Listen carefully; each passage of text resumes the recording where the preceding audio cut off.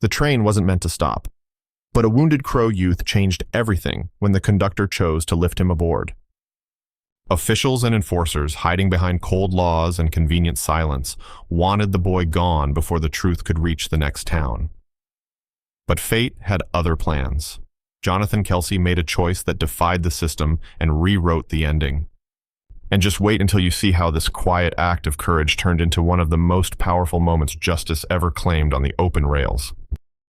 The train was already 20 minutes behind schedule when Jonathan Kelsey spotted the figure near the tracks. He was standing on the open-air platform between the cars, eyes fixed on the vast, snow-flecked plain that stretched endlessly beyond the window glass. Nothing out there usually moved, just wind, dirt, and the occasional illusion born of heat or shadow. But this was different. Something was there, limping. Kelsey raised his hand to his brow, shielding it from the low winter sun. The form was slight, clothed in torn deerskin and wrapped tight with a strip of cloth across the shoulder, stained deep with red. A bow, snapped clean near the grip, hung by a strip of rawhide across the young man's back. Even from a distance, Kelsey could tell the figure was no older than 16. His steps were shaky, as if each one cost him something. Kelsey's first instinct wasn't to act. After 20 years running rail across Montana, he'd learned the dangers of intervening in what he didn't understand. The territory was still raw, carved open by steel and business, but far from healed. And everyone knew the invisible lines, what was allowed and what was ignored. But something in the boy's face stopped him cold. The train screeched as he pulled the emergency brake lever. Passengers leaned from windows, confused. The conductor descended the steps, his boots crunching frost beneath him, and walked straight across the rail bed. The boy didn't run. He stood still, his breathing shallow, one hand pressed tightly to his wound. His eyes, dark and unwavering, held no fear, only exhaustion. Pride, maybe. Defiance, even. A kind of quiet that spoke louder than pleading. Kelsey didn't ask him who he was or what had happened. The boy wouldn't have answered anyway. But the conductor could see enough. The fire behind them still climbing, the distant echoes of dogs, or maybe men, carried faintly on the wind. Behind him, the train hissed impatiently. The engineer leaned out the cab and shouted, "Leave him, Kelsey. We've got cargo and a schedule. Don't get involved." But Kelsey didn't move. He remembered a moment, long buried. Another winter, another railroad town, and a decision he hadn't made. A moment where someone else had turned away. It haunted him in quiet hours, between towns, between tracks. So this time, he stepped forward. Carefully, he lifted the boy into his arms. He was lighter than he looked. Kelsey carried him up the steel steps and into the storage car, laying him gently between sacks of grain and crates marked for Bozeman. No words passed between them. None were needed.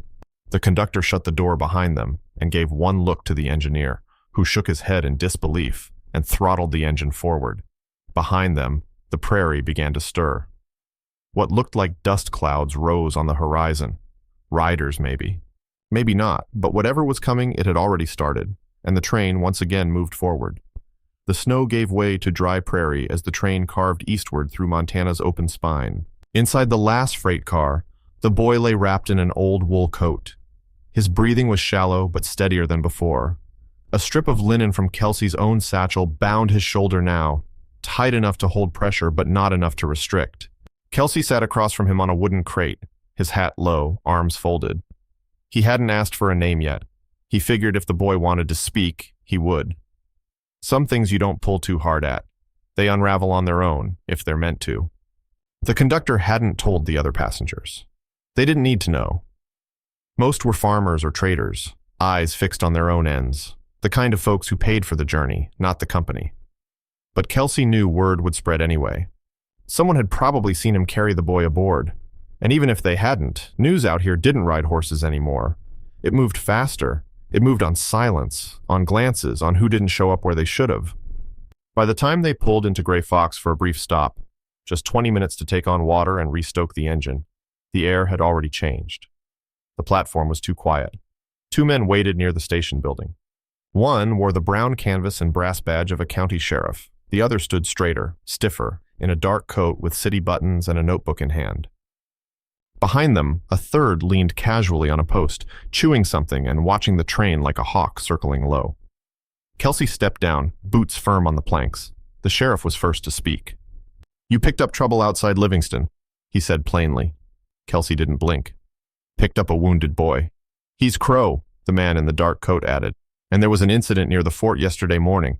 One officer down. We believe your passenger fits the description." "That boy couldn't raise a bow, let alone fire a shot," Kelsey replied. "Doesn't have to. Sometimes presence is enough." The silence between them stretched. No threats, no orders. Just pressure, steady, familiar. The kind men like Kelsey had lived under for years. Not from the law exactly, but from what stood behind it. Company interests, private arrangements. Quiet understandings between people who mattered and people who didn't. "You'll hand him over," the man concluded, "and we'll sort the rest." But Kelsey didn't move. A memory stirred. One of names erased from ledgers, of towns that never made it onto maps because they didn't fit the right version of the story. He knew what would happen if he gave the boy up. Not justice, not process. Just silence, quiet erasure. Another train moving on like nothing had happened. So he didn't argue. He didn't shout. He turned his back, climbed the steps, and pulled the side door of the car shut with both hands.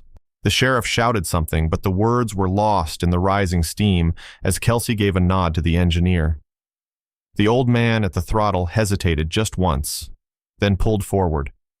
Wheels groaned, couplings strained, and the train began to move. No gunfire, no chase, just stairs. And as the town slipped away behind them, Kelsey caught sight of the ridgeline beyond the fields. Dust was rising. Not one rider, not 10, dozens. And the wind carried with it a feeling he hadn't known since the war.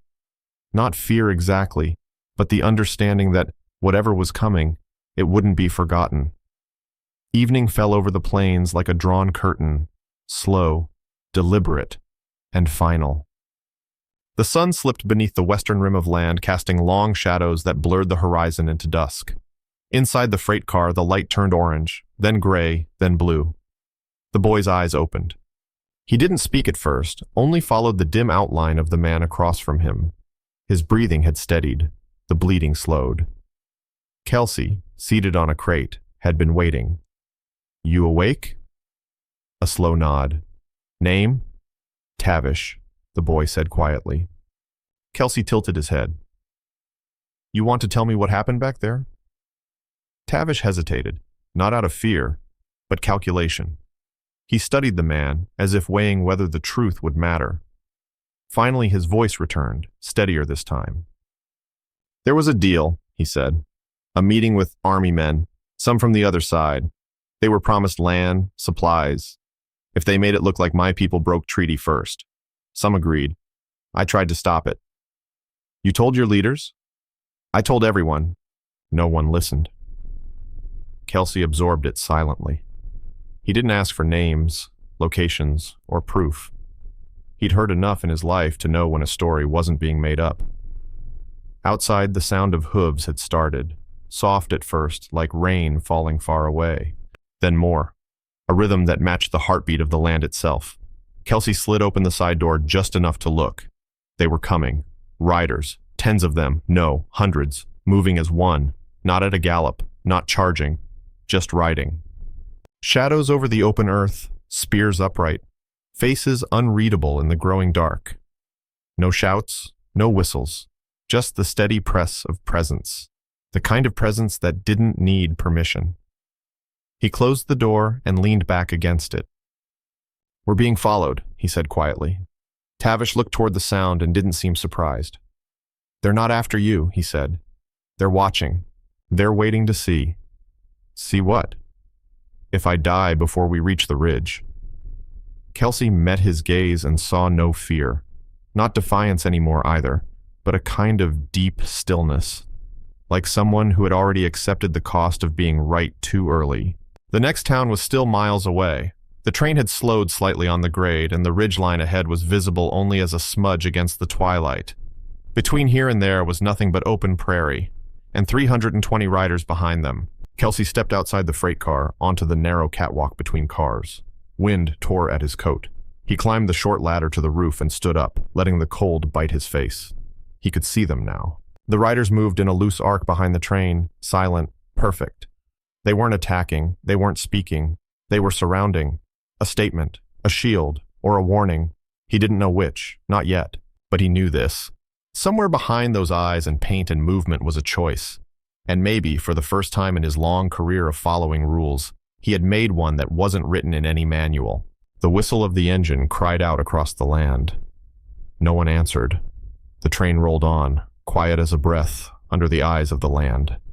The sky was barely holding on to its last thread of darkness when the ridge came into view. The ground beneath the tracks dropped into a wide canyon, carved years ago by water that no longer flowed.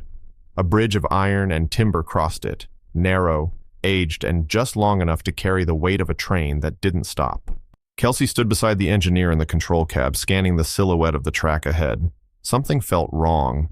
The air carried it, the stillness not of peace, but of something waiting. A silence that knew too much. The boy was awake now, sitting up in the freight car, the pain still clear in his eyes, but the clarity stronger. He was no longer just surviving, he was remembering, watching, listening, and he was aware they were nearing something final. When Kelsey stepped down from the cab and made his way back along the cars, he saw it. A flicker beneath the bridge, too rhythmic to be wind, a reflection off something metallic. And then, the unmistakable pattern of wires traced against the cold wood, the kind of work done in haste, but with purpose. The bridge had been rigged. He didn't need to guess who or why. The train hadn't just become a burden to someone, it had become a message. And the company, or someone acting for it, intended that message to end before sunrise. Kelsey returned to the freight car and opened the door. Tavish met his gaze calm as ever, as though he already knew. "They don't want this story to reach the next town," Kelsey said. Tavish nodded once. They never did. A long silence passed between them. Then Kelsey stepped out. What happened next was fast in motion, but heavy in meaning. He moved to the coupler between the last 3 cars and the rest of the train. With calloused hands, he released the manual latch. The jolt was immediate.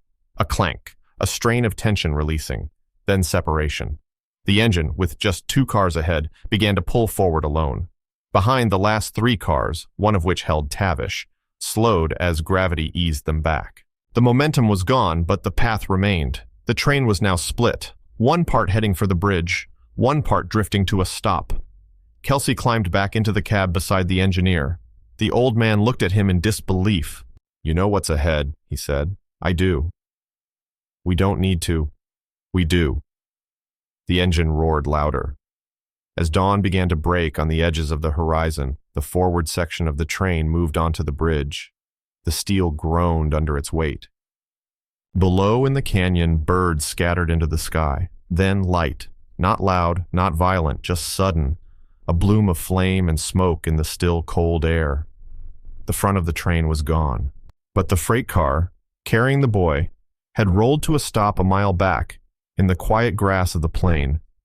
Around it, 320 riders drew in closer, not with weapons raised, but as witnesses.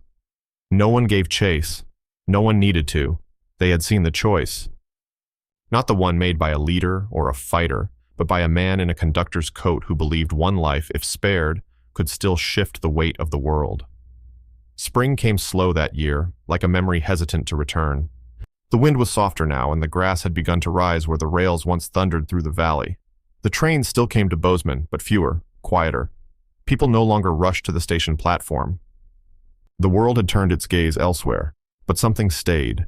At the far end of the platform, nailed to an old fence post beneath a leaning telegraph pole, a narrow board stood weathering the seasons. The carving was shallow but precise, traced by a steady hand that had known time. Jonathan Kelsey, conductor. He stopped the train once, and it was enough. Most who passed never looked twice. Some assumed it marked a retirement, or perhaps a workman's accident from years past. But those who had been on that train, who heard the sudden uncoupling, who felt the shift, who saw the distant flash on the horizon and knew what it meant, those few never forgot.